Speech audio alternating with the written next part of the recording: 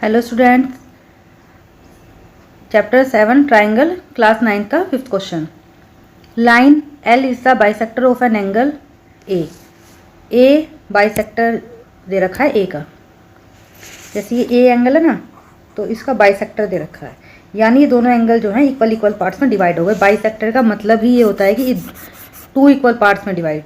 And B is any point on L, B ये कोई भी, यहाँ पर है कोई भी पॉइंट गिवन है हमें। B P and B Q are perpendiculars, B P ये एंड बी क्यू ये वाली लाइन, ये दोनों क्या है परपेंडिकुलर। परपेंडिकुलर का मतलब होता है 90 डिग्री एंगल बनाना किसी लाइन के साथ। To the arms of A, मतलब ए से ज्वाइन हो रहे हैं बाद में। Show that triangle A P B, A P B triangle कौन सा हुआ, हमें शो करना है triangle A P B and A Q B congruent proof करना है। ये साइन है ना ये वाला, ये होता है कॉन्ग्रुएंट प्रूफ करने का, मतलब ये तो इक्वल्स टू का साइन, ये हो गया कॉन्ग्रुएंट। तो इसका मतलब हमें दोनों ट्राइंगल्स को कॉन्ग्रुएंट करना है, दोनों को ट्राइंगल को बिल्कुल इक्वल दिखाना है। ठीक है, सबसे पहले तो हम ट्राइंगल को मार्क कर लेंगे, हमें जिस चीज़ से कॉन्ग्रुएंट प्रूफ करना है। जैसे कि ए पी बी ट्राइंगल कौन सा हो गया, ये वाला ए पी बी, ये वाला ट्राइंगल, ये दिख रहा है ना ए पी बी। और दूसरा ट्राइंगल जो हमें प्रूफ करना है वो कौन सा है, ए क्यू बी, ए क्यू बी। ठीक है, अब साफ साफ दिख रहा है कि जो बीच वाली साइड है ये दोनों ट्राइंगल्स की कॉमन साइड है, तो हमें एक तो पॉइंट यहीं से मिल गया कि हमें क्या प्रूफ करना है, यानी जो ए बी लाइन है वो दोनों कॉमन हो गई, दोनों में A B equals to A B common.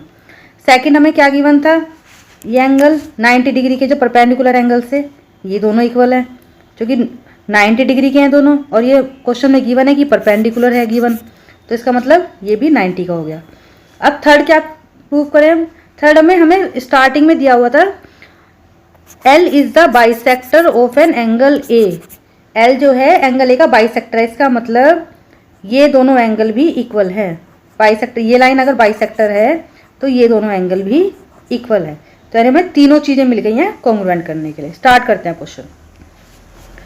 सबसे पहले जो ट्राइंगल को हमें कॉन्ग्रुएंट करना होता है इसका नाम लिख लेते हैं। In triangle A P B and triangle A Q B, angle ये जो बाइसेक्टर वाला एंगल है इसको क्या लिख लेंगे, Q A B. Angle Q A B equals to angle P A B, क्योंकि बाइसेक्टर होने के बाद दोनों इक्वल पार्ट्स में डिवाइड हो गए हैं, तो इसमें से गिवन ही लिख सकते हैं, या इसका एक और रीजन लिख सकते हैं, L is the bisector of angle A. कुछ भी लिख सकते हैं, तो गिवन भी लिख सकते हैं L is the bisector of angle A.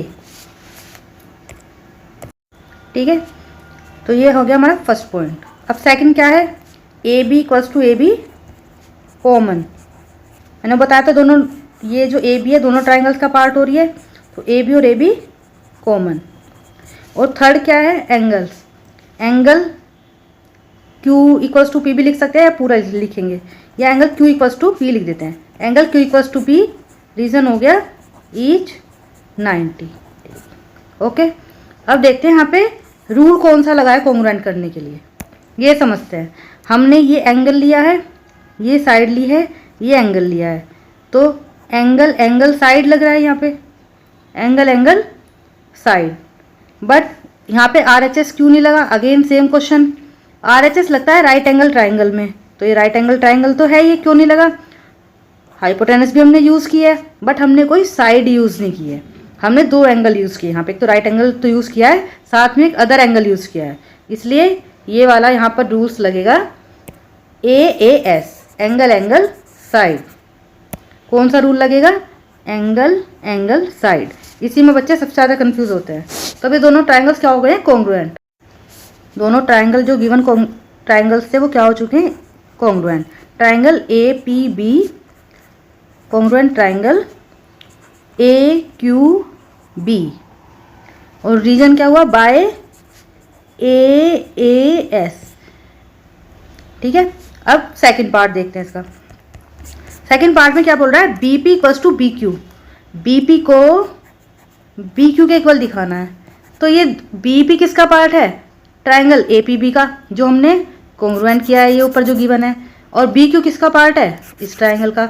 हम इन्हें ऑलरेडी कॉन्ग्रुएंट कर चुके हैं। इसका मतलब B P equals to B Q by C P C T. C P C T means corresponding part of congruent triangles. ठीक है।